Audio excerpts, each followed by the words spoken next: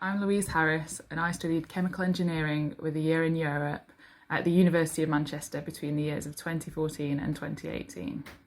I'm now a graduate process engineer at United Utilities, which is the water and wastewater company for the northwest of England. I'm on top of Blackburn's newest treatment process. There are 6 Nereida reactors with a total volume equivalent to over 28 Olympic swimming pools. This will treat over 3,000 litres of wastewater every second. This is one of our 6 reactors during an aeration cycle. The reactor will aerate until our online instruments indicate that key parameters such as the ammonia concentration are suitable for effluent to be discharged. Here I'm sampling some of our sludges that are going into and out of a digestion process. The grad team can be quite hands-on.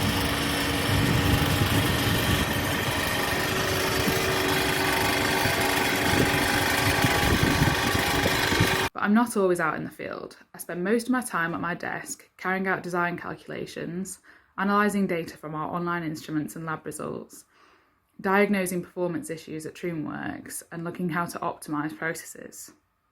United Utilities are helping me to develop my skills to become a chartered engineer, and that's just what I was looking for at the end of university.